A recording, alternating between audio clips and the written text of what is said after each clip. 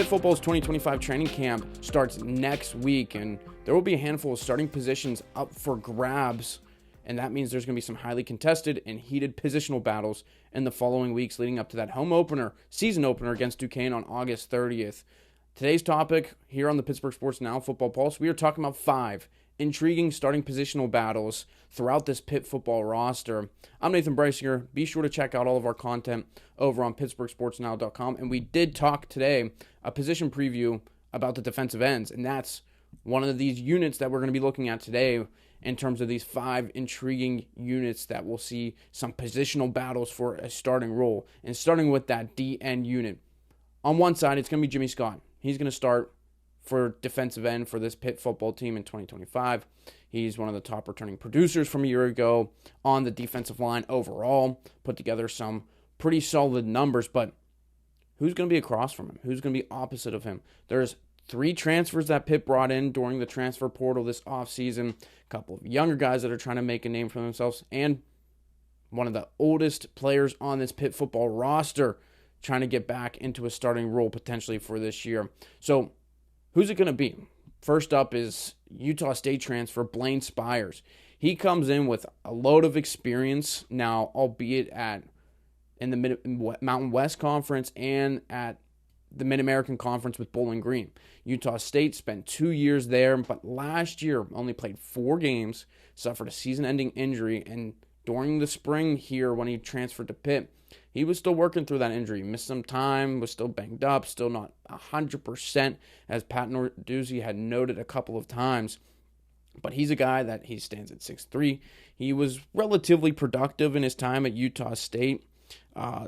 In 20 games there, had produced 35 tackles, 6 sacks, 11.5 tackles for loss. So he's a guy that can get to the quarterback. But, of course, for this Pitt football team, and wrote about it in the preview, they need not as many near misses. There's a lot of sacks, a lot of tackles for loss left on the table last year from Nate Matlack, Chief Borders, a bunch of guys that were in there at the end, and there was 4 out of the 5 top producers from last year are gone. So these guys are going to have to fill those gaps, and Blaine Spires is one of them. Will he be able to take over that starting role? Plenty of experience under his belt. Joey Zielinski's in a very similar boat there as well. He comes in with a couple of years of experience, last 3 years at Eastern Michigan. Played in 36 games over there, put together a relatively stat line. Nothing overly impressive, but he's got some good size. He's at 6'4", and he's an in-state Pennsylvania guy. So he comes into Pitt trying to crack that 2 deep. He's surely focused on getting on that 2 deep, but still trying to push for a starting role for this Pitt defensive end unit. And then I think the most intriguing guy for sure in this unit specifically, and maybe one of them has most upside out of all of these guys, is redshirt sophomore Oregon transfer Jaden Moore. We talked about him on these episodes before. Just there's a ton of potential. The Pitt staff loves this guy. They loved what they saw from him in spring, and he did some good things there and was one of the standouts in the spring game. And he's a guy that has a high motor, 6'4", long arms, was a former 4-star prospect with a solid list of offers. This is a guy that I've talked about again. Maybe starts right on the outside of the 2 deep. Maybe he's with Zielinski right there as the backup option, but maybe he eventually works into a starting role, kind of like Sincere Edwards did last year. Got himself into position to be kind of the main guy across from Jimmy Scott. So Zielinski, Spires, and Moore, 3 transfers that Pitt brought in, all pretty much equally have a really good shot at winning the defensive end starting role across from Jimmy Scott. That nothing was decided coming out of spring. That battle was going on there. It'll go on in training camp. What about Nate Temple? 7th-year guy. This guy has been at Pitt forever. Came in the 2019 recruiting class. Last year got hurt before the season. Came in, finished, and played in the final 3 games with a little bit of production, not a ton. His best year came in 2023. Saw the field a good bit, but Pitt wasn't good that year. Only 3-9, only 31 sacks that year. So production dipped way down, and Nate Temple was a key factor on that defensive end unit. So we'll see what type of push he can make. And then Maverick Gracio, Zach Crothers, 2 other scholarship guys that could be in the mix. But that DN spot wide open. Moving on to our second most interesting, not really in any particular order, but second one of the top more interesting position battles for a starting spot in this Pitt roster, left tackle. Pitt brought in 2 transfers at that spot that are going to be vying for the starting role. Jeff Piercy, of course, from Michigan. We've talked about him ad nauseum. Atani's big, 6'8", brings in 41 games of experience from Michigan. Just 3 starts, although. But that was a good offensive line. They're a Joe Moore award-winning line a couple of years ago. They won the national championship in 2023. So he brings in plenty of experience. Now, how can he sort of fit in? Pitt has struggled to keep their left tackles healthy. So how will he be able to stand in there, being an impact-type offensive lineman for Pitt and then pushing him?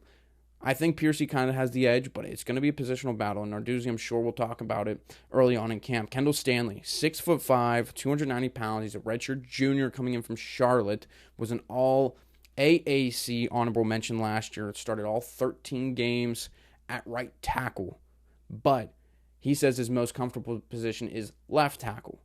So I think there's going to be a battle going on there, of course, on the left side of the line for arguably the most important position, not only on the offensive line, but maybe on the entire team, just because you have to protect the quarterback. Outside of the quarterback, of course, but have to protect the quarterback. It's a big thing. So Kendall Stanley, combine those 2 right there. But I think he has, the chance to compete for this starting role.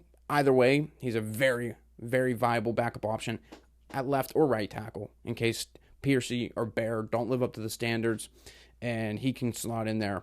Piercy, I think that he could win this job, but we'll see. We'll see. There will definitely be a battle going on there. The next one, in terms of position battles.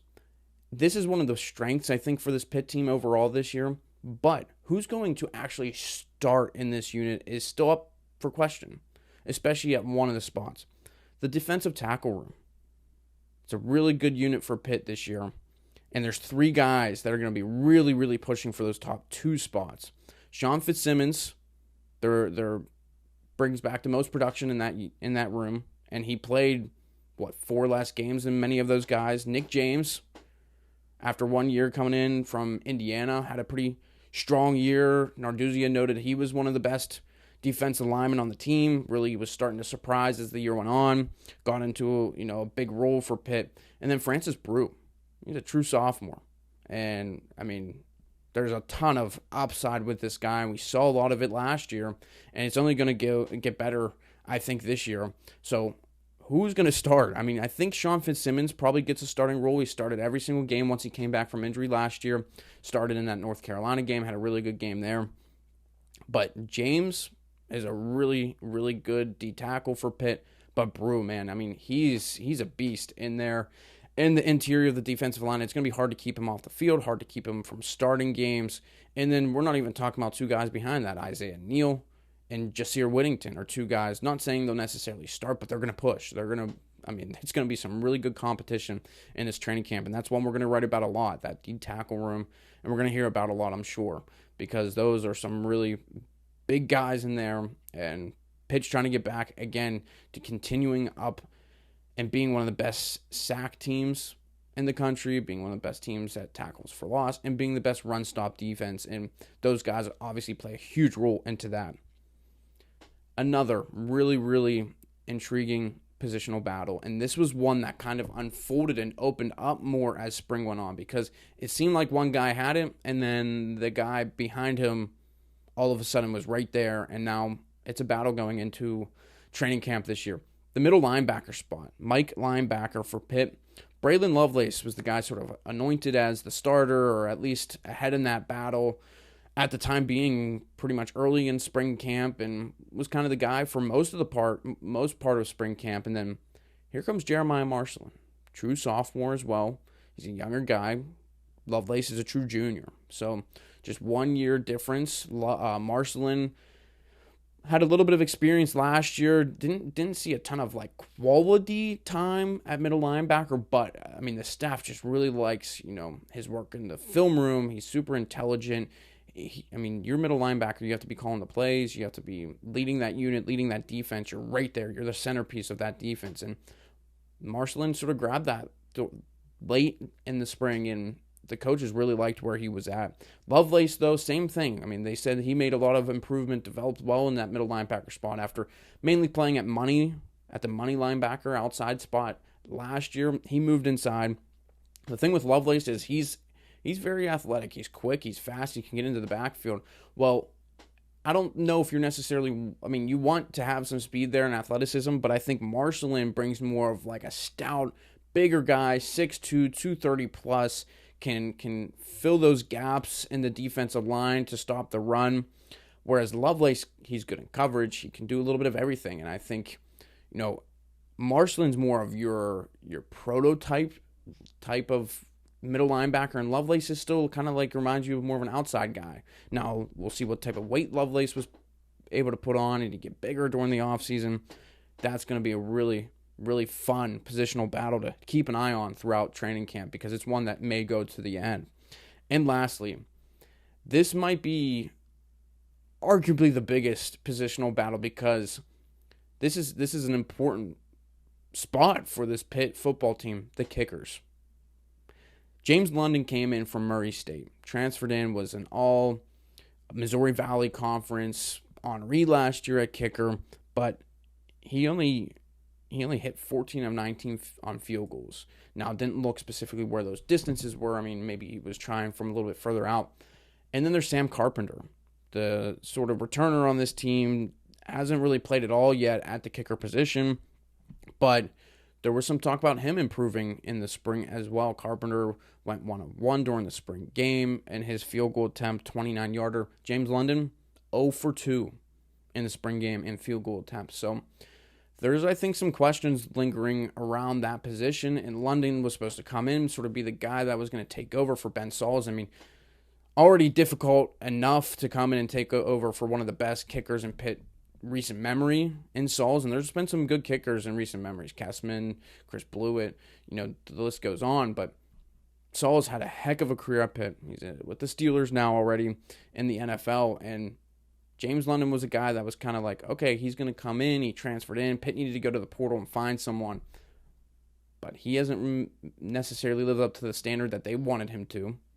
So Sam Carpenter put together a pretty solid spring, and now they're sort of right there neck and neck.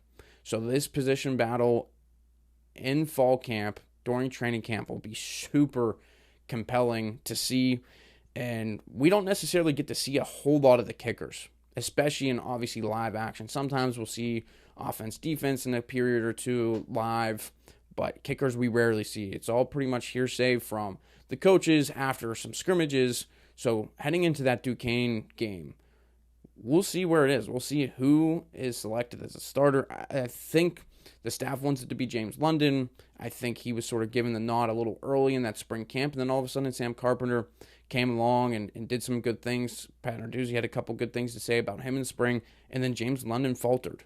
He had some bad kicks and wasn't connecting on them at a high percentage that they probably wanted to. And I think the consistency that Ben Sauls brought to this Pitt team, that bar is so high now in 2025 for kickers, and they expect a lot more now from these kickers in Acrisure Stadium, a tough place to kick. So that kicking position battle, that'll be one for sure to watch in this 2025 training camp. So those are 5 intriguing position battles for starting roles.